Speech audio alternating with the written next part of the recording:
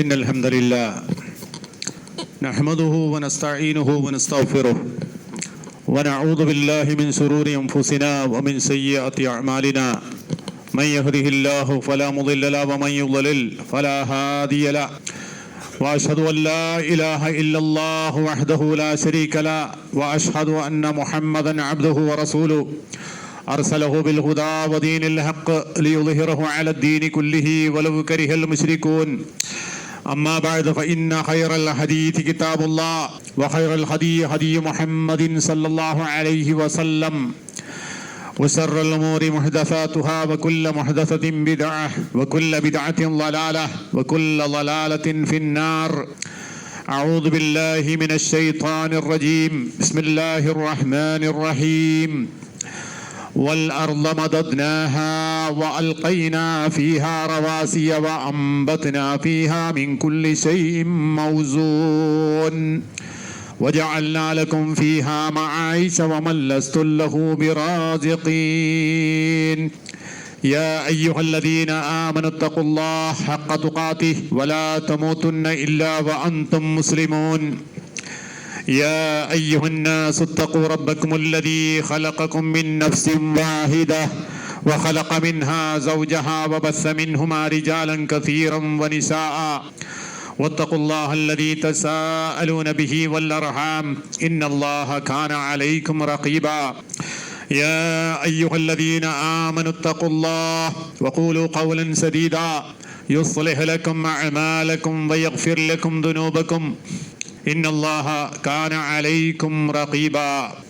ബഹുമാന്യരായ സത്യവിശ്വാസികളായ സഹോദരന്മാരെ, സഹോദരികളെ, സർവ്വലോകരക്ഷിതാവായ അല്ലാഹു സുബ്ഹാനഹു വ തആലയുടെ വിധി വിലക്കുകളും കൽപ്പനാ നിർദ്ദേശങ്ങളും ജീവിതത്തിൽ അഖിലവും സദാ സത്യസന്ധമായി പാലിക്കുകയും പുലർത്തുകയും ചെയ്തുകൊണ്ട് അള്ളാഹുവിൻ്റെ ഖുർആനും റസൂൽ സല്ലല്ലാഹു അലൈഹി വസല്ലമയുടെ ജീവിതചര്യകളും അനുധാവനം ചെയ്തുകൊണ്ട് ശരിയായ ഈമാനും ഇഖ്ലാസും തഖ്വയും ഉൾക്കൊണ്ട് അള്ളാഹുവിൻ്റെ ഏറ്റവും നല്ല അടിമകളായി ജീവിതം നയിക്കുകയും അന്തിമമായി അള്ളാഹുവിൻ്റെ ഇഷ്ടവും തൃപ്തിയും പൊരുത്തവും നേടിക്കൊണ്ട് മരണപ്പെട്ടു പോവുകയും ചെയ്യുന്നതിന് വേണ്ടി ജീവിതത്തിൽ അങ്ങേയറ്റം ശ്രദ്ധയും സൂക്ഷ്മതയും പുലർത്തിക്കൊണ്ട് ജീവിക്കണമെന്ന് സ്വന്തത്തെ മറക്കാതെ എല്ലാ സഹോദരി സഹോദരന്മാരെയും ഉണർത്തുകയാണ്, വസിയത്ത് ചെയ്യുകയാണ്.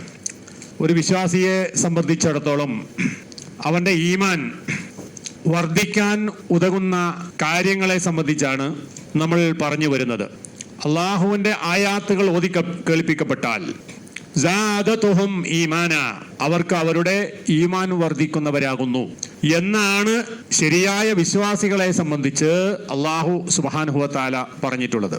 അങ്ങനെ വിശ്വാസത്തിന്റെ വർധനവ് സാധ്യമായി തീരുന്ന കാര്യങ്ങളിൽ പെട്ടതാണ് അള്ളാഹുവിന്റെ ആയാത്തുകൾ അഥവാ അള്ളാഹുവിന്റെ സൃഷ്ടിജാലങ്ങളെ സംബന്ധിച്ചുള്ള ശരിയായ അറിവും പഠനവും ചിന്തയും ഉണ്ടായിത്തീരുക എന്നത്.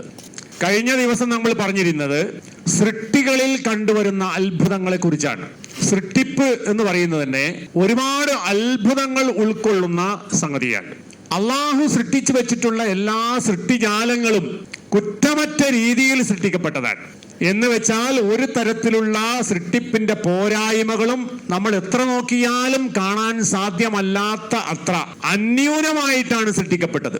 അതുകൊണ്ടാണ് ഖുർആൻ പറഞ്ഞത് ആകാശത്തിലേക്ക് നോക്കാനും ആകാശത്തിന്റെ സൃഷ്ടിപ്പിനെ സംബന്ധിച്ച് ചിന്തിക്കുവാനും പറഞ്ഞ സ്ഥലത്ത് സുമ്മർജിഇൽ ബസറ കറതൈൻ, നിങ്ങൾ പിന്നെയും പിന്നെയും ആകാശത്തിലേക്ക് നോക്ക്.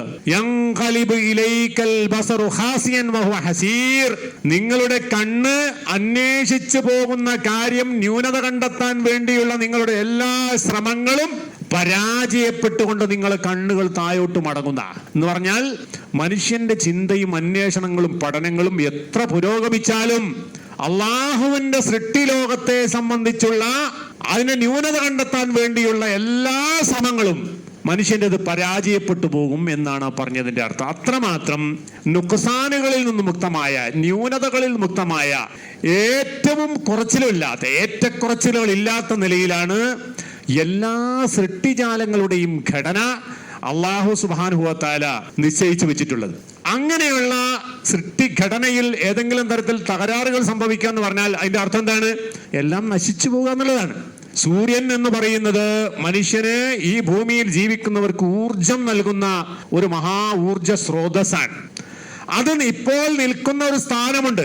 ആ സ്ഥാനത്ത് നിന്ന് ഒരല്പം താഴോട്ട് അത് ഇറങ്ങിക്കഴിഞ്ഞാൽ ഭൂമിയിൽ ഒരു വസ്തു ഉണ്ടാവില്ല, എല്ലാം കത്തിക്കരിഞ്ഞ് ചാമ്പലായി പോകും. അത്രമാത്രം ചൂട് ഭൂമിയിൽ കൂടുന്നർത്ഥം. എന്നാൽ അതേ സാധനം അല്പം മേലോട്ട് കയറി കഴിഞ്ഞാലോ ഭൂമി തണുത്തുറഞ്ഞു പോകും, പിന്നെ അവിടെ ജീവിക്കാൻ കഴിയില്ല. അപ്പൊ എല്ലാം ക്രമീകരിക്കപ്പെട്ട നിലയിലാണ് അല്ലാഹു തആല സൃഷ്ടിച്ചു വെച്ചിട്ടുള്ളത്. എല്ലാം മനുഷ്യന്റെ ഉപകാരത്തിന് വേണ്ടിയാണ്. അഖാമല്ലാഹുൽ ഖൗൻ, ഈ പ്രപഞ്ചത്തെ അല്ലാഹു തആല നിർത്തിയിരിക്കുന്നത് വളരെ കൃത്യമായ വ്യവസ്ഥകൾക്ക് വിധേയമായിക്കൊണ്ടാണ്. മനുഷ്യന്റെ ജീവിതത്തിനോട് ഇണങ്ങുന്ന തരത്തിലാണ്. എല്ലാം സൃഷ്ടിച്ചത് എന്തിനാണ്? ഈ ലോകത്ത് മനുഷ്യന് നിവസിക്കാൻ വേണ്ടിയാണ്, മനുഷ്യന്റെ സൗകര്യത്തിന് വേണ്ടിയാണ് എല്ലാറ്റിനെയും സൃഷ്ടിച്ചത്. അപ്പൊ അള്ളാഹുവിന്റെ സൃഷ്ടി വ്യവസ്ഥയിൽ ഏതെങ്കിലും തരത്തിലുള്ള തകരാറുകൾ സംഭവിച്ചാൽ മനുഷ്യന്റെ ജീവിതം തകരാറാവും.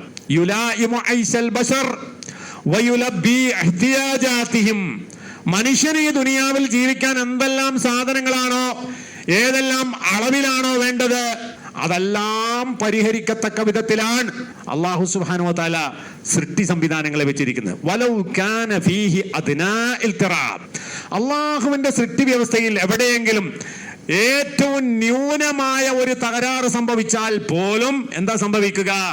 ലഖ്തല്ല നിളാമഹും, മനുഷ്യന്റെ എല്ലാ വ്യവസ്ഥയും തകരാറിലായി പോകും. ഒരു ഉദാഹരണത്തിന്, വർഷാവർഷങ്ങളിൽ സമയത്തിന് നമുക്ക് മഴ ലഭിക്കുന്നു. മഴയെ ആശ്രയിച്ചുകൊണ്ടാണ് നമ്മൾ കൃഷി ചെയ്യുന്നത്. നമ്മുടെ കൃഷി എന്ന് പറയുന്നത് മഴയെ ആശ്രയിച്ചുകൊണ്ടാണ്. അപ്പൊ മഴ പെയ്യേണ്ട ആ സമയവും കഴിഞ്ഞ് 4 മാസം കഴിഞ്ഞിട്ടാണ് നമുക്ക് മഴ ലഭിക്കുന്നത് എങ്കിൽ എന്താ സംഭവിക്കാൻ പോണത്? നമ്മൾ കൃഷി ചെയ്യാൻ കഴിയില്ല, തകർന്നു പോകും. അതാണ് സംഭവിക്കാൻ പോകുന്നത്. അവരുടെ വ്യവസ്ഥിതി തന്നെ, മനുഷ്യനുണ്ടാക്കുന്ന വ്യവസ്ഥ എന്തിന്റെ അടിസ്ഥാനത്തിലാണ്? അതെല്ലാം അള്ളാഹു നിശ്ചയിച്ചിട്ടുള്ള പ്രകൃതി വ്യവസ്ഥയുടെ അടിസ്ഥാനത്തിലാണ് മനുഷ്യൻ എല്ലാ കാര്യങ്ങളെയും തീരുമാനിക്കുന്നത്. അപ്പൊ മനുഷ്യന്റെ വ്യവസ്ഥിതി, മനുഷ്യനുണ്ടാക്കുന്ന നിയമങ്ങളും വ്യവസ്ഥിതിയും തകരാറിലായി പോകും. എപ്പോ അള്ളാഹു നിശ്ചയിച്ചിട്ടുള്ള വ്യവസ്ഥ തകരാറിലായി കഴിഞ്ഞാൽ അവരുടെ ജീവിതവും നശിച്ചു പോകും, ജീവിതം തന്നെ തകരാറിലായി പോകും. അപ്പൊ മനുഷ്യന്റെ ജീവിതം സ്വസ്ഥമാകാനും സമാധാനമാകാനും സൗകര്യപ്രദമാകാനും ഉതകുന്ന തരത്തിലാണ് അല്ലാഹു സുബ്ഹാനഹു വ തആല ഈ സൃഷ്ടി ലോകത്തെ മുഴുവനായി നിശ്ചയിച്ചു വെച്ചിരിക്കുന്നത് എന്നാണ് ഖുർആൻ നമുക്ക് പറഞ്ഞത്. അവിടെ കൃത്യമാണ്, കുറ്റമറ്റ നിലയിലാണ്. ഒരു തരത്തിലും ഒരു വിധത്തിലുള്ള പോരായ്മകളും നമുക്ക് കാണാൻ പറ്റൂല. അത് വിശുദ്ധ ഖുർആൻ ഒന്നുകൂടി വ്യക്തമാക്കി പറയുന്നു. പരലോകത്തിന്റെ കാര്യമൊക്കെ പറയുന്ന കൂട്ടത്തിൽ ഇതും പറഞ്ഞിരിക്കുന്നു റബ്ബ്. യൗമ യുൻഫഖു ഫിസ്സൂർ, അവസാനമായി ഈ ലോകം അവസാനിക്കുന്ന ഒരു സമയമുണ്ട്. അന്ന് സൂർ എന്ന കാഹളത്തിൽ ഊതപ്പെടും. യൗമ യുൻഫഖു ഫിസ്സൂർ, സൂർ എന്ന കാഹളത്തിൽ ഊതപ്പെടുന്ന ആ സമയമുണ്ടല്ലോ. ഫഫസിയ മൻ ഫിസ്സമാവാതി വമൻ ഫിൽ അർള്, ആകാശങ്ങളിലും ഭൂമിയിലുള്ള സകല ചരാചരങ്ങളും ഫസിയ, ബേജാറിലായി പോവും, വെപ്രാളത്തിലായി പോവും. ഇല്ലാ മൻ ഷാ അല്ലാഹ്, അള്ളാഹു ഉദ്ദേശിച്ചവൻ ഒഴികെ. അള്ളാഹു ഉദ്ദേശിച്ചവൻ ഒഴികെ ലോകത്തുള്ള സകല ചരാചരങ്ങളും സൂറന്ന കാഹളത്തിൽ ഊതുന്നതോടുകൂടി ഭയപ്രാളത്തിലായി പോവും. ആരാണ് ഇല്ലാമൻ ഷാ അല്ലാഹ്? പിന്നെ വിശദീകരിക്കുന്നത് അതാണ്. അതായത് അള്ളാഹു അവരെ വിളിക്കുകയാണ്. എല്ലാവരും അള്ളാഹുവിന്റെ വിളി ആ സമയത്ത് കേട്ടുകൊണ്ട് അള്ളാഹുവിന്റെ സന്നദ്ധിയിലേക്ക് വരും. കാരണം എന്താ? അവിടെ ഇനി ചോയ്സ് ഇല്ല. ചോയ്സ് ഇല്ലാത്ത ലോകം, വിളിച്ചാൽ വിളി കേൾക്കലില്ലാത്ത വേറെ വഴിയില്ലാത്തൊരു ഒരു സമയമാകുന്നു. ആ സമയം സൂറന്ന കാഹളത്തിൽ ഊതുകയും ഖിയാമത്ത് നാൾ വരികയും ചെയ്തു കഴിഞ്ഞാൽ പിന്നെ ആർക്കും എന്തില്ല, ഒരാൾക്കും ഒരു ഓപ്ഷൻസ് ഇല്ല. അള്ളാന്റെ വിളി കേൾക്കലല്ലാത്തവർ വേറൊരു ഓപ്ഷൻസും ഇല്ലാത്ത ഒരു സമയമാകുന്നു അത്. അന്ന് അവർ എല്ലാം അള്ളാഹുവിന്റെ അടുക്കലേക്ക് വിനയാന്വിതമായി പോകുന്ന, ആർക്കും ഒരു ധിക്കാരമില്ല. കാരണം എന്താണ്? മനുഷ്യന് തെരഞ്ഞെടുക്കാൻ പറ്റിയ കാലം കഴിഞ്ഞു പോയി. ദുനിയാവിലെ ജീവൻ എന്നാൽ തെരഞ്ഞെടുക്കാൻ പറ്റിയതാണ്. അള്ളാഹു തആല കുറെ കാര്യങ്ങൾ കൽപ്പിച്ചു. ഇന്ന കാര്യങ്ങളൊക്കെ നിങ്ങൾ ചെയ്യണം, നിങ്ങൾ നിസ്കരിക്കണം, നിങ്ങൾ നോമ്പ് നോൽക്കണം, നിങ്ങൾ സക്കാത്ത് കൊടുക്കണം, നിങ്ങൾ കള്ളു കുടിക്കരുത്, തോന്നിവാസിയാകരുത്, തമ്മാടിയാകരുത് എന്നൊക്കെ അള്ളാഹു പറഞ്ഞിട്ടുണ്ട്. ആ പറഞ്ഞ കാര്യങ്ങൾ ലോകത്ത് നടപ്പാകുന്നുണ്ടോ? നടപ്പാകുന്നില്ല എന്ന് പറഞ്ഞാൽ മനുഷ്യനെ അംഗീകരിക്കുന്നില്ല. മനുഷ്യനെ സംബന്ധിച്ചിടത്തോളം അല്ലാഹു തആല ദുനിയാവ് അവന് പരീക്ഷണത്തിന്റെ ലോകമാണ്. സ്വീകരിക്കുകയും ചെയ്യാം, സ്വീകരിക്കാതിരിക്കുകയും ചെയ്യാം. സ്വീകരിച്ചവന് അള്ളാഹുവിന്റെ കോടതിയിൽ രക്ഷയുണ്ട്, സ്വീകരിക്കാത്തവന് അള്ളാഹുവിന്റെ കോടതിയിൽ, സ്വീകരിച്ചവൻ അള്ളാഹുവിന്റെ പ്രതിഫലമുണ്ട്, സ്വീകരിക്കാത്തവൻ അള്ളാഹുവിന്റെ കഠിനമായ ശിക്ഷയുണ്ട്. അത് അള്ളാഹുവിന്റെ നീതിയാണ്. ആ നീതി നടപ്പാക്കപ്പെടും. അതാണ് ദുനിയാവിന്റെ അവസ്ഥ. എന്നാൽ പാരത്രിക ജീവിതം വന്നാലോ അവിടെ ഇഖ്തിയാറില്ല. ഫമളാ സമനുൽ ഇഖ്തിയാർ, തെരഞ്ഞെടുക്കാനുള്ള കാലം അവിടെ കഴിഞ്ഞ്. ഹീന വഖഫു ബൈന യദയില്ലാഹ്, മനുഷ്യൻ അള്ളാഹുവിന്റെ വിളി കേട്ട് അള്ളാഹുവിന്റെ സന്നിധിയിൽ ഹാജരാകുന്ന സമയത്ത് അവർക്ക് ഇഖ്തിയാറില്ല. ബൈന യദയിൽ മലിക്കിൽ ഖഹാർ, എല്ലാറ്റിനെയും അടക്കി ഭരിച്ചുകൊണ്ടിരിക്കുന്ന സർവാധിപതിയായ അള്ളാഹുവിന്റെ അടുക്കലേക്ക് അവർ ചെല്ലുക തന്നെ ചെയ്യും. ഫമൻ യുദല്ലിൽ ഫിദ്ദുനിയാ, ആരാണോ ദുനിയാവിൽ അള്ളാഹുവിന് വഴിപ്പെട്ട് ജീവിക്കുന്നത് എങ്കിൽ, നേരത്തെ നമ്മൾ പറഞ്ഞില്ല, ഇല്ലാ മൻ ഷാ അല്ലാഹ്, അള്ളാഹ് ഉദ്ദേശിച്ചവൻ ഒഴികെ എന്ന് പറഞ്ഞില്ലേ, പേടിക്കാത്തൊരു കൂട്ടരുണ്ട്. സൂറന്ന കാലത്തിൽ ഊതുന്ന സമയത്ത് പേടിക്കാത്തൊരു കൂട്ടരുണ്ട്. അതാരാണ്? ഫമൻ തദല്ലല ലഹു ഫിദ്ദുനിയാ, ദുനിയാവിൽ വെച്ച് അള്ളാഹുവിന് വഴിപ്പെട്ട് ജീവിച്ചവരായ ആളുകൾ ആരോ അവർക്ക് അക്രമഹു ബൈന യദൈ, അള്ളാഹുവിന്റെ സന്നിധിയിൽ വരുമ്പോ അള്ളാഹുവിന്റെ ആദരവ് അവർക്കുണ്ട്, അവർക്ക് പേടിക്കേണ്ടതില്ല. വമൻ തകബ്ബറ, ആരാണോ അഹങ്കാരിയായി ജീവിക്കുന്നത് എങ്കിൽ സാഖഹു ഇലാ ദുല്ലിഹി വഹവാനിഹി, ദുനിയാവിൽ ധിക്കാരവും അഹങ്കാരവും കാണിച്ച് ജീവിച്ചവൻ നാളെ അള്ളാഹുവിന്റെ വിളി കിട്ടുമ്പോ, അള്ളാഹുവിന്റെ മുമ്പിൽ ഹാജരാകുമ്പോ അവനെ എങ്ങോട്ട് നയിക്കും? ഇലാ ദുല്ലിഹി, അവൻ അധപ്പതനത്തിലേക്കും നിന്ദ്യതയിലേക്കും നയിക്കപ്പെടും. അതാണ് ഏറ്റവും നരകം എന്ന് പറഞ്ഞാൽ. ഒരു മനുഷ്യൻ കിട്ടുന്ന ഏറ്റവും കൊടിയ ശിക്ഷയാണെന്ത്? നരകം. അത് ആ നരകത്തിൽ പ്രവേശിക്കുക എന്ന് പറഞ്ഞാൽ അതിനേക്കാളും വലിയൊരു നിന്ദ്യത മനുഷ്യൻ അനുഭവിക്കാനില്ല. ആ നിന്ദ്യതയിലേക്ക് അവൻ നയിക്കപ്പെടുന്ന. അപ്പൊ ഇവരല്ലാത്ത, ഈ ഗുണമില്ലാത്തവരായ ആളുകൾക്ക് അള്ളാഹുവിന്റെ കോടതിയിൽ ഭയപ്പെടേണ്ടി വരികയില്ല. അവരൊക്കെ എല്ലാ സൃഷ്ടികളും സൂറന്ന കാഹളത്തിൽ ഉദപ്പെട്ടാൽ അത്തൗഹുദാഹിരീൻ, അനുസരണയോടുകൂടി അള്ളാഹുവിന്റെ അടുക്കലെത്തും. എന്നിട്ട് പിന്നെ ഖുർആൻ പറയുന്ന ഒരു കാര്യമുണ്ട്. അതെന്താണ്? വതറൽ ജിബാല തഹ്സബുഹാ ജാമിദാ, ഭൂമിയിൽ നമ്മൾ കണ്ടുവരുന്ന ഒരു പ്രതിഭാസമാണെന്ത്? ഉയർന്നു നിൽക്കുന്ന മലകൾ, കുന്നുകൾ നമ്മൾ കണ്ടുവരുന്നുണ്ട്. അത് നമ്മൾ നോക്കുമ്പോൾ എന്താ നമുക്ക് തോന്നുന്നത്? തറൽ ജിബാല, ജിബാലിനെ നീ കാണുന്നുണ്ട്, തഹ്സബുഹാ ജാമിദ, അത് അവിടെ ഒരു സ്ഥലത്ത് ഇങ്ങനെ ഉറച്ചു നിൽക്കുന്നതായിട്ടാണ് നീ കാണുന്നത്. എന്നാൽ വഹിയ തമുർറു, അത് നടന്നുകൊണ്ടിരിക്കുന്നുണ്ട്. മർറ സഹാബ്, ആകാശത്തിൽ നമ്മൾ നോക്കുമ്പോൾ കാർമേഘങ്ങൾ ഇളകി ഇളകി നടന്നു പോകുന്നത് പോലെ നിങ്ങളെയും കൊണ്ട് ഈ സമുദ്രങ്ങൾ നിങ്ങൾ ഉറച്ചു നിൽക്കുന്നതാണെന്ന് നിങ്ങൾക്ക് തോന്നുന്ന ഈ മഹാപർവ്വതങ്ങൾ ചലിച്ചുകൊണ്ട് നടന്നുകൊണ്ടിരിക്കുന്നുണ്ട്. ഏതുപോലെ ഭൂമി നമ്മളെയും കൊണ്ട് തിരിയാണ്. എത്ര വേഗത്തിലാണ് തിരിയുന്നത്? അപാരമായ വേഗത്തിലാണ്. കാരണം 24 മണിക്കൂർ കൊണ്ട് തിരിഞ്ഞെത്തുമ്പോൾ മാത്രമേ ലോകത്ത് എല്ലായിടത്തും രാവും പകലും ഉണ്ടാകൂ. അപ്പൊ എത്രമാത്രം സ്പീഡിൽ കറങ്ങണം, എത്രമാത്രം വേഗത്തിൽ കറങ്ങണം. പക്ഷെ അങ്ങനെ അതിവേഗത്തിൽ കറങ്ങിക്കൊണ്ടിരിക്കുന്ന ഭൂമിന്റെ മുകളിൽ നമ്മൾ ജീവിക്കുമ്പോ നമ്മൾ അറിയുന്നുണ്ടോ? ഇത് തിരിയുന്നത് നമ്മൾ കാണുന്നുണ്ടോ? അറിയുന്നുണ്ടോ? അനുഭവപ്പെടുന്നുണ്ടോ? ഇല്ല. അതേപോലെ തന്നെ പർവ്വതങ്ങൾ നടന്നുകൊണ്ടിരിക്കുന്നുണ്ട് എന്നാണ് ഖുർആൻ പറയുന്നത്. പക്ഷെ അങ്ങനെ നടന്നതുകൊണ്ട് നമുക്ക് വലിയ ബുദ്ധിമുട്ടുണ്ടാകുന്നുണ്ടോ? ഒരു ബുദ്ധിമുട്ടും ഉണ്ടാകുന്നില്ല. അതുകൊണ്ടാണ് ചലിക്കുന്നത് നമ്മൾ അറിയാത്തത്. എന്നിട്ട് പറയാൻ സുന്ന അല്ലാഹ്, അല്ലാഹുവിന്റെ സൃഷ്ടിപ്പ്. അല്ലദീ അത്ഖന കുല്ല ശൈ, എല്ലാത്തിന്റെയും സൃഷ്ടിപ്പിൽ എന്തുണ്ട്? പരിപൂർണതയുണ്ട്, പൂർണ്ണതയുണ്ട്, ന്യൂനതയില്ലായ്മയുണ്ട്. എല്ലാം സമ്പൂർണ്ണാർത്ഥത്തിൽ അള്ളാഹുവിന്റെ സൃഷ്ടിപ്പാണത്. അങ്ങനെയും സൃഷ്ടിക്കപ്പെട്ടത് കൊണ്ടാണ് ഇതൊക്കെ ഇങ്ങനെ നിൽക്കുന്നത്. ഈ പറഞ്ഞ കാര്യമാകട്ടെ എല്ലാറ്റിലുമുണ്ട്. അള്ളാഹു സൃഷ്ടിച്ചു വെച്ചിട്ടുള്ള ഏതൊരു സൃഷ്ടിയുണ്ടോ അതൊക്കെ സൃഷ്ടിപ്പിൽ പരിപൂർണമാണ്, ന്യൂനതയില്ലാത്തതാണ്. ഇന്നഹു ഖബീറും ബിമാ തഅമലൂൻ, തീർച്ചയായും നിങ്ങൾ ചെയ്തുകൊണ്ടിരിക്കുന്നതിനെ കുറിച്ച് അള്ളാഹു അഗാധമായി അറിയുന്നവനാണ്. ഏതുപോലെ നമ്മൾ അറിയുന്നില്ല, നമ്മൾ ഈ ഭൂമി കറങ്ങുന്നത് അറിയുന്നില്ല, പർവ്വതങ്ങൾ ചലിക്കുന്നത് നമ്മൾ അറിയുന്നില്ല. എന്നാൽ അതൊക്കെ അറിയുന്നവനാരാണ്? അതിനെ സൃഷ്ടിച്ചവനായ റബ്ബ് അതൊക്കെ അറിയുന്നു. അതേപോലെ തന്നെ നിങ്ങളുടെ മനസ്സിൽ നിങ്ങൾ ഒളിപ്പിച്ചു വച്ചിരിക്കുന്ന എല്ലാ കാര്യങ്ങളെ കുറിച്ചും റബ്ബ് സുബ്ഹാനഹു വ തആല അറിയുന്നുണ്ട്. അപ്പൊ കുറെ ഈ പ്രാപഞ്ചികമായ ഒരുപാട് രഹസ്യങ്ങളെക്കുറിച്ചും കാര്യങ്ങളെക്കുറിച്ചും അല്ലാഹു സുബ്ഹാനഹു വ തആല പറഞ്ഞു തന്നിട്ട് നമ്മളെ ബോധിപ്പിക്കുന്ന കാര്യം എന്താ? നിങ്ങൾ ജീവിക്കുമ്പം സൂക്ഷിച്ച് ജീവിക്കണം കേട്ടോ എന്നതാണ്. സൂക്ഷിച്ച് ജീവിക്കണം. അള്ളാഹു എല്ലാം അറിയുന്നവനാണ് എന്ന ബോധ്യത്തോടു കൂടി വേണം നിങ്ങൾ ദുനിയാവിൽ ജീവിക്കേണ്ടത് എന്ന ഒരു സന്ദേശം കൂടി ഈ ആയത്തിലൂടെ അള്ളാഹു താല പറയാൻ. അപ്പോ സൃഷ്ടിപ്പ് എന്ന് പറയുന്നത് പരിപൂർണതയുള്ളതാണ്, അത് ന്യൂനതയില്ലാത്തതാണ് എന്നത് തന്നെ അള്ളാഹുവിന്റെ അളമത്ത് മഹത്വത്തെ അറിയിക്കുന്നതാണ്. അതുകൊണ്ടാണ് നമ്മൾ എന്ത് ചെയ്യുന്നത്, മനുഷ്യന്മാർ പല കാര്യങ്ങൾ ദുനിയാവിൽ ഉണ്ടാക്കുന്നുണ്ട്. മനുഷ്യൻ സൃഷ്ടിക്കാന്ന് പറയാൻ പറ്റില്ല. സൃഷ്ടാവ് ആരാണ്? അൽ ഖാലിഖ് അല്ലാഹ്. അള്ളാഹ് മാത്രമാണ് സൃഷ്ടാവ്.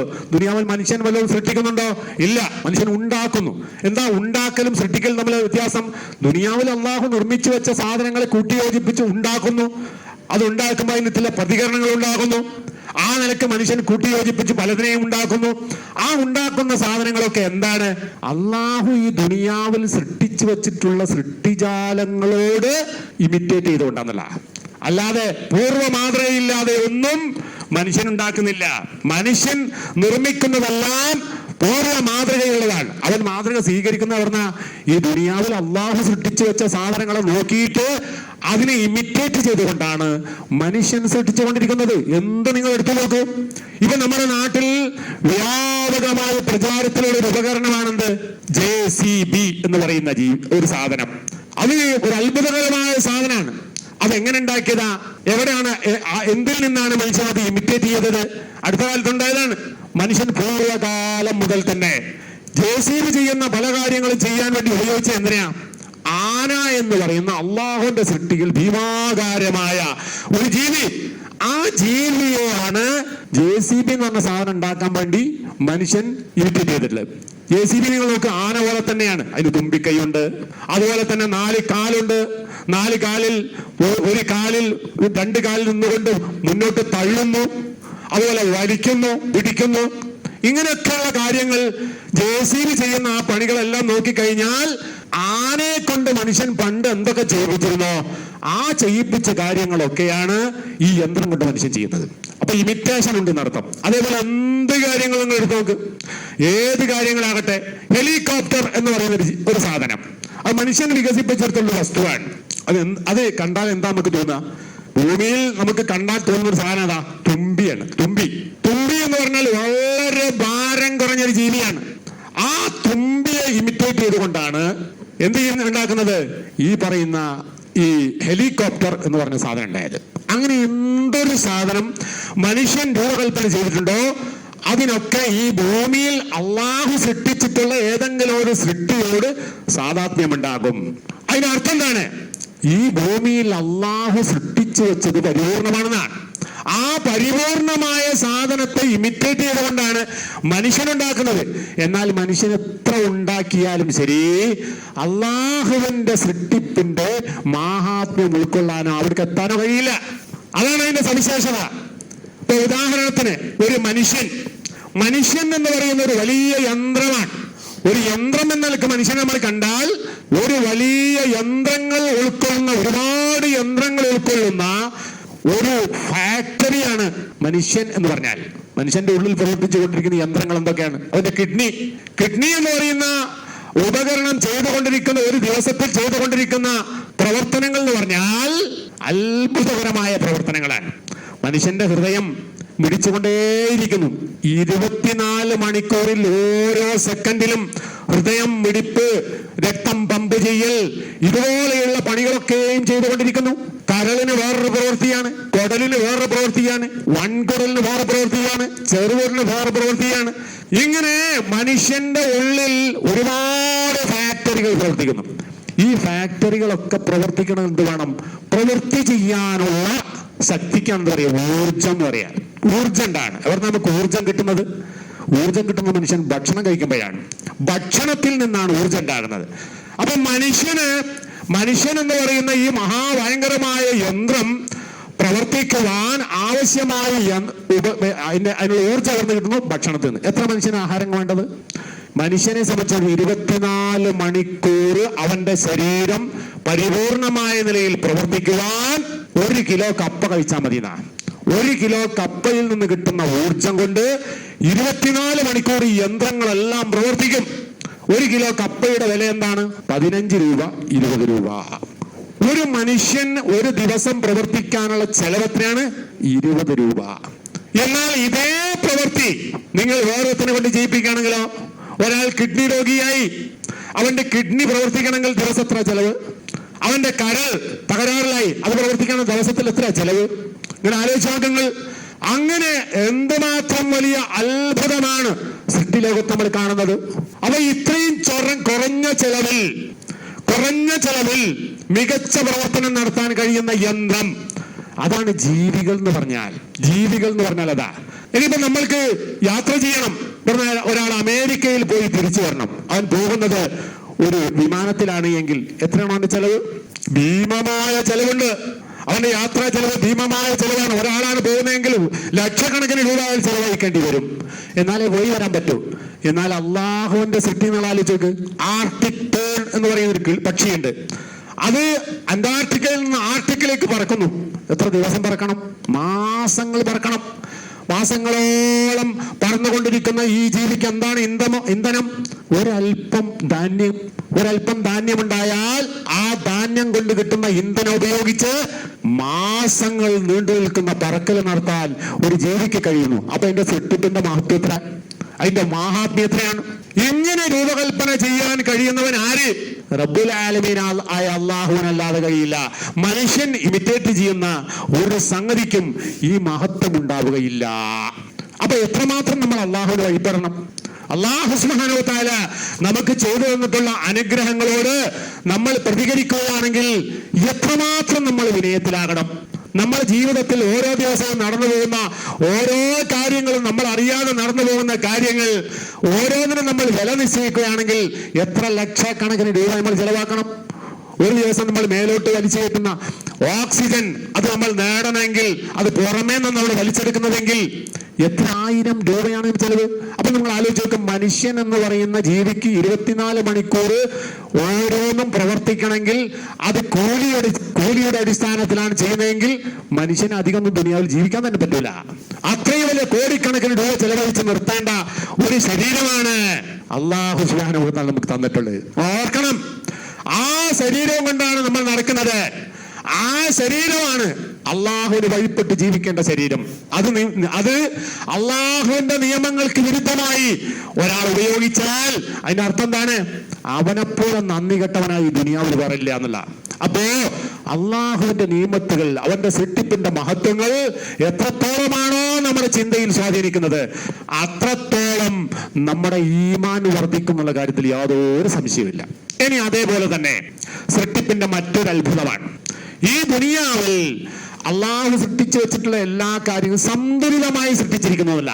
സന്തുലിതമായ സൃഷ്ടിപ്പ്, ഉദാഹരണത്തിന് വൽ അർള മദദ്നാഹാ വഅൽഖൈനാ ഫീഹാ റവാസിയ വഅംബത്നാ ഫീഹാ മിൻ കുല്ലി ശൈഇൻ മൗസൂൻ. സൂറത്ത് ഹിജ്റിലെ 19-ാമത്തെ ആയത്ത്. അങ്ങനെ ദുനിയാവിൽ നടക്കുന്ന എല്ലാ കാര്യങ്ങളുടെയും സന്തുലിതമായ അവസ്ഥയെക്കുറിച്ചാണ് ഖുർആൻ അതിലൂടെ പഠിപ്പിക്കുന്നത്. വൽ അർള, ഭൂമിയെ, മദദ്നാഹാ, നാം അതിനെ പരത്തിയിരിക്കുന്നതാ. എന്റെ തഫ്സീർ അങ്ങനെയാ. ഇമാം സഅദി പറയുന്നു വസ്സഅനാ സഅതൻ, അതിനെ വ്യാപിച്ചിരിക്കുന്നു, പരത്തി വെച്ചിരിക്കുന്നു. എന്തിനാ പരത്തി വെച്ചത്? യതമക്കനുൽ ആദമിയൂന, മനുഷ്യന്മാർക്ക് സാധ്യമാകാൻ വേണ്ടിയാണ്. വൽ ഹയവാനാത്ത്, അതുപോലത്തെ ജീവജാലങ്ങൾക്കും സൗകര്യമാകാൻ വേണ്ടിയാണ്. അലൽ ഇംതിദാഇ ബി അർജാഇഹാ, ഭൂമിയുടെ നാനാഭാഗങ്ങളിലേക്ക് നീണ്ടു പരന്നു പോകാൻ, എവിടെയും പോയി ജീവിക്കാൻ. വത്തനാഉല മിൻ അർസാഖിഹാ, ഭൂമി ഉൽപ്പാദിപ്പിക്കുന്നതായ റിസ്ഖുകൾ കണ്ടു തേടിയെത്താനും. പല സ്ഥലങ്ങളിലും പല സാധനങ്ങളാണ് അള്ളാഹു തആല വെച്ചിട്ടുള്ളത്. ഓരോ സ്ഥലത്തുള്ള സാധനം നമുക്ക് കിട്ടണമെങ്കിൽ എന്ത് വേണം? അവിടേക്ക് നമ്മൾ പോകണം. അങ്ങനെ പോകണമെങ്കിൽ എന്ത് വേണം? ഭൂമി പരന്നതായിരിക്കണം, വിശാലമായിരിക്കണം. അതിനോട് വിശാലമാക്കിയിരിക്കുന്നു. വസ്സുകൂന ഫീ നവാഹിഹാ, ആ ഭൂമിയുടെ എല്ലാ ഭാഗങ്ങളിലും പോയി മനുഷ്യന് ജീവിക്കാനും പറ്റണം. അങ്ങനെ മനുഷ്യന്റെ സൗകര്യത്തിന് വേണ്ടി അല്ലാഹു സുബ്ഹാനഹു വ തആല ഈ ഭൂമിയെ പരത്തി വെച്ചിരിക്കുന്നു, വിശാലമാക്കി വെച്ചിരിക്കുന്നു. രണ്ടാമത്തെ കാര്യം എന്താ? വഅൽഖൈനാ ഫീഹാ റവാസിയ, അതിൽ അവൻ റാസിയാത്തുകളെ വെച്ചിരിക്കുന്നു. റവാസി എന്ന് പറഞ്ഞാൽ എന്താ? നങ്കൂരത്തിനാ പറയാ. കപ്പലിൽ പോകുന്നവരായ ആളുകൾക്കറിയാം, നടുക്കടലിൽ പോയാലും കപ്പല് ഇളകാതെ നിൽക്കാൻ വേണ്ടി എന്ത് ചെയ്യും? നങ്കൂരം സ്ഥാപിക്കും. ആ നങ്കൂരിട്ട് കഴിഞ്ഞാൽ കപ്പൽ അവിടെ നിൽക്കും.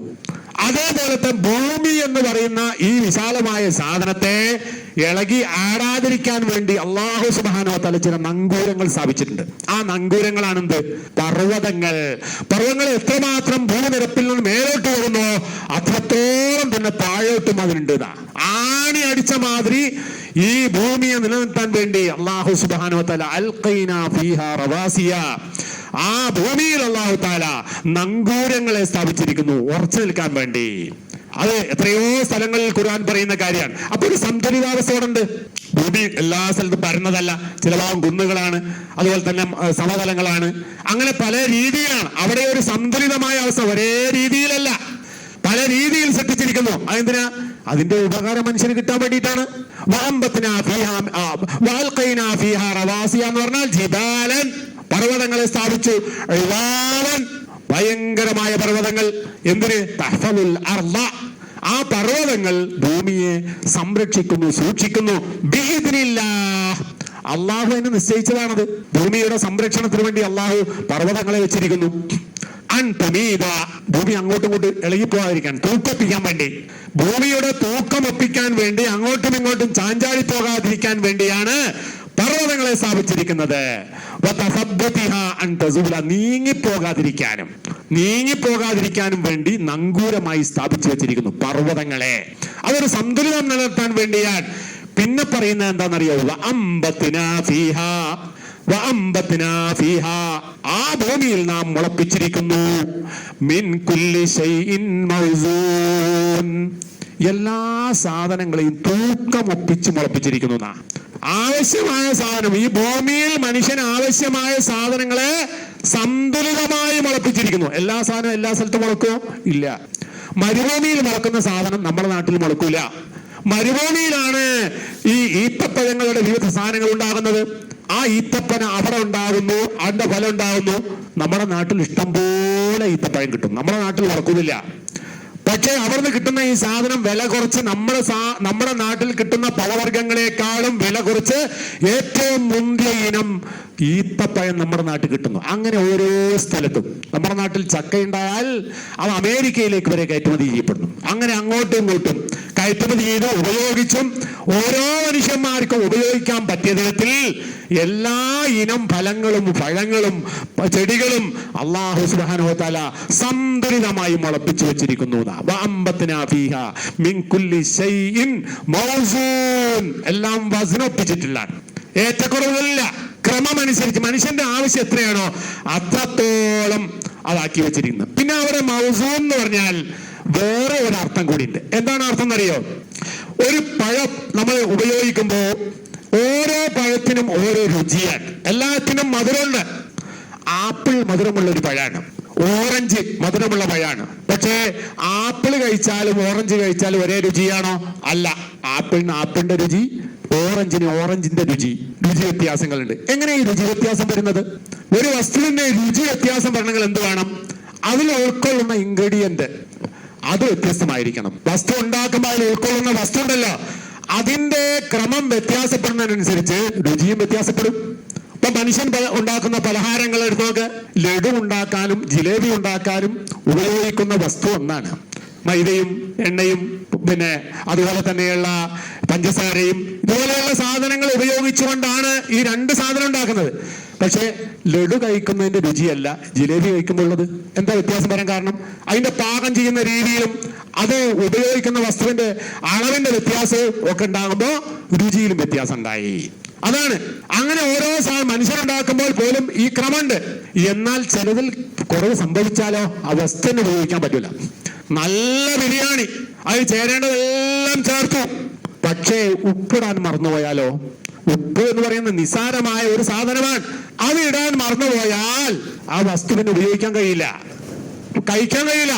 അപ്പോ മനുഷ്യൻ ഉണ്ടാക്കുന്ന വസ്തുവിൽ ചേരേണ്ട അളവുകൾ ചേരേണ്ട തോതിൽ ചേർന്നിട്ടില്ല എങ്കിൽ ആ വസ്തു അതല്ലാതായി മാറും, വേറൊന്നായി മാറും. എന്നാൽ നിങ്ങൾ ആലോചിച്ച് നോക്കൂ, ഇത് മനുഷ്യൻ കൈ വെക്കുമ്പോൾ ഉണ്ടാവുന്ന സാധനം. എന്നാൽ അള്ളാഹു സുബ്ഹാനഹു വ തആല സൃഷ്ടിച്ചിട്ടുള്ള ഏതെങ്കിലും ഒരു പഴവർഗത്തിന് ഈ വ്യത്യാസം വന്നിട്ടുണ്ടോ?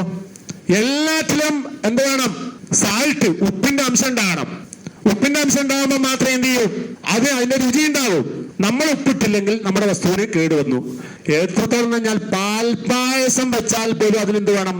ഉപ്പിന്റെ അംശമുണ്ട്. അപ്പോഴേ പാൽപ്പായസം രുചിയുള്ള സാധനമാവും. എന്നാൽ നിങ്ങൾ ആലോചിച്ച് നോക്ക്, അല്ലാഹു റബ്ബുൽ ഇസ്സത്ത് പഴവർഗ്ഗങ്ങളെ ഉണ്ടാക്കി, അതിലാരാ ഉപ്പ് ചേർത്തത്? അതിന്റെ അളവാരാ നിശ്ചയിച്ചത്? കൃത്യമായ അളവുണ്ട്. ഓരോ സാധനത്തെയും അളന്ന് നോക്കിയാൽ, അതിനെ അനലൈസ് ചെയ്ത് കഴിഞ്ഞാൽ അതിൽ എന്തെല്ലാം സാധനങ്ങൾ ഏതെല്ലാം അളവിൽ അടങ്ങിയിട്ടുണ്ടെന്ന് കണ്ടെത്താൻ പറ്റും. ആ അളവ് ആര് നിശ്ചയിച്ചു? അത് ചെടി നിശ്ചയിച്ചതാ? നമ്മൾ ഉണ്ടാക്കിയതാ? മനുഷ്യൻ ചെയ്തതാ? അല്ല. ഈ പ്രകൃതിയിൽ അല്ലാഹു തആല നിശ്ചയിച്ചിട്ടുള്ള സംവിധാനമാണ്. ആ സംവിധാന പ്രകാരമാണ് ഓരോ വസ്തുവിനും ആ വസ്തുവിന്റെ ഗുണവും രൂപവും ഭാവവും നിറവും എല്ലാം ഉണ്ടാകുന്നത്. അപ്പൊ സൃഷ്ടിപ്പ് എത്രമാത്രം വലിയൊരു അത്ഭുതമായ കാര്യമാണ്. ഈ സൃഷ്ടിപ്പ് നമ്മൾ കണ്ടിട്ട് നമ്മൾക്കൊന്നും തോന്നാത്തത് എന്താണ്? നമുക്ക് തോന്നേണ്ടതല്ലേ? യഥാർത്ഥത്തിൽ വിശ്വാസിയായ ഒരാൾ ഇത് ഇതുപോലെ കാണുകയും മനസ്സിലാക്കുകയും ചെയ്താൽ അവന്റെ ഈമാൻ കൂടണ്ടേ? അവന്റെ വിശ്വാസം വർദ്ധിക്കണ്ടേ? വർദ്ധിക്കുന്നില്ല എങ്കിലോ അതിന്റെ അർത്ഥം എന്താ? നമ്മൾ ഇതിനെ നോക്കേണ്ടതുപോലെ നോക്കുന്നില്ല, കാണേണ്ടതുപോലെ കാണുന്നില്ല, ഉൾക്കൊള്ളേണ്ടതുപോലെ ഉൾക്കൊള്ളുന്നില്ല. അപ്പൊ സൃഷ്ടി എന്ന നിലക്ക് ശരിയായി ഉൾക്കൊള്ളുമ്പോൾ മാത്രമേ നമുക്ക് സൃഷ്ടാവിന്റെ മഹത്വം മനസ്സിലാക്കാൻ കഴിയൂ എന്നുള്ള ആശയമാണ് ഈ പറഞ്ഞതിന്റെ താല്പര്യം. ഒരുപാട് കാര്യങ്ങൾ ഇൻഷാ അല്ലാഹ് ഇനിയും പറയാനുണ്ട്. ഇതൊക്കെ നമ്മൾ ഉൾക്കൊള്ളണം, നമ്മൾ മനസ്സിലാക്കണം. അള്ളാഹുവിന്റെ ഖുർആൻ പഠിക്കുന്നത് ഇതിനൊക്കെയാണ്. അതിന് അഹ്കാമുകൾ മാത്രമല്ല ഉള്ളത്. നമ്മുടെ ചിന്തയെ തട്ടിയുറക്കുന്ന, നമ്മുടെ വിശ്വാസത്തെ വർദ്ധിപ്പിക്കുന്ന ഒരുപാട് ആയാത്തുകൾ റബ്ബ് സുബ്ഹാനഹു വ തആല നമുക്ക് ഓരോന്നായി പറഞ്ഞു തന്നിട്ടുണ്ട്. അതെല്ലാം നമ്മൾ ഉൾക്കൊള്ളുകയും മനസ്സിലാക്കുകയും അതിനനുസരിച്ച് നമ്മുടെ ജീവിതത്തിൽ വേണ്ടതായ പരിവർത്തനങ്ങൾ സമയോചിതമായി നമ്മൾ ഉണ്ടാക്കുകയും ചെയ്യണം. അല്ലാഹു സുബ്ഹാനഹു വ തആല അങ്ങനെയുള്ള യഥാർത്ഥ സത്യവിശ്വാസികളിലും സജ്ജനങ്ങളിലും നമ്മെ എല്ലാവരെയും ഉൾപ്പെടുത്തി അനുഗ്രഹിക്കുമാറാവട്ടെ. അഖൂലു ഖൗലി ഹാദാ അസ്തഗ്ഫിറുല്ലാഹ ലീ വലക്കും ഫസ്തഗ്ഫിറൂഹു ഇന്നഹു ഹുവൽ ഗഫൂറുർ റഹീം.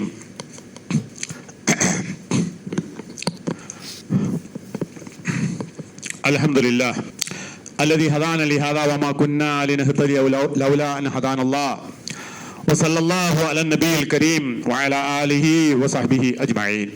ഒരിക്കൽ കൂടി അള്ളാഹുവിൻ്റെ നിയമങ്ങൾ സൂക്ഷിച്ചുകൊണ്ട് ജീവിക്കണമെന്ന് ഞാൻ ഉണർത്തുകയാണ്, വസിയത്ത് ചെയ്യുകയാണ്. നമ്മൾ ശഅബാൻ മാസത്തിലേക്ക് പ്രവേശിച്ചു കഴിഞ്ഞു. ഒരു മാസം കഷ്ടി മാത്രമേ റമദാനിലേക്ക് കയറാനുള്ളൂ. അപ്പൊ റമദാനിലേക്ക് എത്തുന്നതിന് മുമ്പ് ശഅബാൻ മാസത്തിൽ നമ്മൾ ശ്രദ്ധിക്കേണ്ട ചില കാര്യങ്ങളുണ്ട്. അതെന്താന്ന് വെച്ചാൽ, കഴിഞ്ഞ കൊല്ലം റമദാൻ കഴിഞ്ഞപ്പോ നോമ്പ് കടബാധ്യതയുള്ളവരായ ആളുകൾ ഉണ്ടാവും. ശറഈയായ ഉദറോടുകൂടി നോമ്പ് നഷ്ടപ്പെട്ടവരായ ആളുകൾ ഉണ്ടാവും. അവരെന്താ ചെയ്യേണ്ടത്? അള്ളാഹുവിന്റെ ഖുർആനിൽ പറഞ്ഞതുപോലെ എന്താണ്? ആരാണോ രോഗിയോ യാത്രക്കാരനോ ആണ് എങ്കിൽ അവൻ എന്ത് ചെയ്യണം? ഫഇദ്ദത്തും മിൻ അയ്യാമിൻ ഉഹർ. ആ റമദാൻ അല്ലാത്ത മറ്റു കാലത്ത് അവന് നഷ്ടപ്പെട്ട നോമ്പ് അവൻ എടുക്കണം. അതായത് ഒരു വർഷത്തിന്റെ ഉള്ളിലായി ചെയ്യണം എന്നർത്ഥം. റമദാൻ വന്ന് അടുത്ത റമദാനിലേക്ക് കയറുന്നതിന് മുമ്പ് തന്നെ ഈ ബാധ്യത നിർവഹിക്കണം. നമുക്ക് നഷ്ടപ്പെട്ടു പോയിട്ടുള്ള നോമ്പ് വീണ്ടെടുക്കണം. അത് നിർബന്ധമായ കാര്യമാണ്. അത് ശറഈയായ ഉദർ എന്ന് പറഞ്ഞാൽ പ്രധാനമായി എന്തൊക്കെയാണ്? അത് യാത്രക്ക് പോവാ, പിന്നെ മരീദ് രോഗിയാകാം. രോഗി രണ്ടു തരം രോഗിയാണ്. ഒന്ന് താൽക്കാലികമായി ഉണ്ടാകുന്ന രോഗം, അതുപോലെ തന്നെ നിത്യരോഗിയാണ് എങ്കിൽ നോട്ട് വിട്ടേണ്ടതില്ല. നിത്യരോഗിയല്ലാത്ത റമദാനിൽ മാത്രം പ്രത്യേകമായ രോഗത്തിന്റെ കാരണത്താൽ നോമ്പ് പോയി കഴിഞ്ഞാൽ അയാൾ അടുത്ത റമദാൻ ആകുന്നതിന് മുമ്പ് എന്ത് ചെയ്യണം? നോമ്പ് നോറ്റുവീട്ടണം. അത് നോമ്പിനുള്ള പ്രത്യേകതയാണ്. അപ്പൊ ശഅബാൻ മാസം ആയിക്കഴിഞ്ഞ സ്ഥിതിക്ക് റമദാൻ ആകുന്നതിന് മുമ്പ് നോറ്റ് വീട്ടാനുള്ള പണി എല്ലാവരും ബാധ്യതയുള്ളവർ നിർവഹിക്കേണ്ടതുണ്ട് എന്ന് ഓർമ്മപ്പെടുത്തുകയാണ്. അതേപോലെ തന്നെ അതിന് ഒരാൾക്ക് കഴിഞ്ഞില്ല എന്ന് വെക്കുക. ഒരാള് നോമ്പ് സമയം കഴിഞ്ഞിട്ട് പിന്നെയും നീണ്ടു വീഴാണെങ്കിലോ അതിൽ രണ്ട് കാര്യം ചെയ്യണം. ശറഈയായ ഉദറോട് കൂടി ഒരാൾ നോമ്പ് കടമായി റമദാനിന് മുമ്പ് അയാൾക്ക് നോറ്റ് വീട്ടാൻ കഴിഞ്ഞിട്ടില്ല എങ്കിൽ പിന്നീടുള്ള സമയത്ത് രണ്ട് സംഗതി അയാൾ ചെയ്യണം. അതെന്താണ്? ഒന്ന്, അയാൾ നോറ്റ് വീട്ടുകയും വേണം. രണ്ടാമത്തെ, ഒരു നോമ്പിന് കൊടുക്കേണ്ട ഫിദിയ കൊടുക്കണം. അതായത് ഒരാളുടെ തആമ മിസ്കീൻ, ഒരാളുടെ ആഹാരം അയാൾ ഫിദിയായി കൊടുക്കണം. ഏകദേശം 1.5 കിലോ ധാന്യം അയാള് ഒരു നോമ്പിന് ഫിദിയായി കൊടുക്കണം. അപ്പൊ രണ്ട് സംഗതിയായി. അപ്പൊ ഫിദിയ കൊടുത്ത് ഇനി തീരെ കഴിയാത്തവരായ ആളുകൾ ഉണ്ടാവും, അയാൾക്ക് നോറ്റ് വീട്ടേണ്ടതില്ല, ഫിദിയ കൊടുത്താൽ മതി. നോറ്റ് വീട്ടേണ്ടതില്ല, ഫിദിയ കൊടുത്താൽ മതിയാവുന്നവരായ ആളുകളുണ്ട്. അങ്ങനെയുള്ളവർ അത് ചെയ്യണം. അപ്പൊ ഇതൊക്കെ നമ്മുടെ മേൽ ബാധ്യതയായിട്ടുള്ള കാര്യമാണ്. വിശ്വാസിയെ സംബന്ധിച്ചിടത്തോളം അവൻ ഓരോ സമയത്ത് ചെയ്യേണ്ട കാര്യം അതിന്റെ ക്രമപ്രഭുതമായി ശ്രദ്ധയോടുകൂടി ചെയ്തു വീട്ടുക എന്നുള്ളത്, അള്ളാഹുവിന്റെ അടിമകളാണ് നമ്മൾ എന്ന നിലക്ക് നമ്മുടെ മേലൊക്കെയും ബാധ്യതയുള്ളതാണ്. അതിലൊന്നും ഒരു തരത്തിലുള്ള ഉപേക്ഷ വരുത്താൻ നമ്മൾ അവസരം നൽകരുത്. അള്ളാഹു സുബ്ഹാനഹു വ തആല അവന്റെ ഏറ്റവും ഇഷ്ടപ്പെട്ട അടിമകളിൽ ഉൾപ്പെട്ട് ജീവിച്ച് മരിച്ചു പോകാനുള്ള സൗഭാഗ്യം നമുക്കെല്ലാം തന്ന് അനുഗ്രഹിക്കുമാറാവട്ടെ. നമ്മുടെ ജീവിതത്തിൽ വന്നുപോയിട്ടുള്ള എല്ലാവിധ തെറ്റുകുറ്റങ്ങളും പോരായ്മകളും റബ്ബ് സുബ്ഹാനഹു വ തആല നമുക്കെല്ലാം വിട്ടുകൊടുത്ത് മാപ്പാക്കി പെരുമാറാകട്ടെ. അല്ലാഹുമ്മ ഗ്ഫിർ ലിൽ മുഅ്മിനീന വൽ മുഅ്മിനാത്ത് വൽ മുസ്ലിമീന വൽ മുസ്ലിമാത്ത് അൽ അഹ്യാഇ മിൻഹും വൽ അംവാത്ത് ഇന്നക മുജീബു ദഅവാതി യാ ഖാദിയൽ ഹാജാത്ത്. ربنا اغفر لنا ولإخواننا الذين سبقونا بالإيمان ولا تجعل في قلوبنا غلا للذين آمنوا ربنا إنك رؤوف رحيم. ربنا توفنا مسلمين وألحقنا بالصالحين. ربنا آتنا في الدنيا حسنة وفي الآخرة حسنة وقنا عذاب النار. آمين آمين برحمتك يا أرحم الراحمين.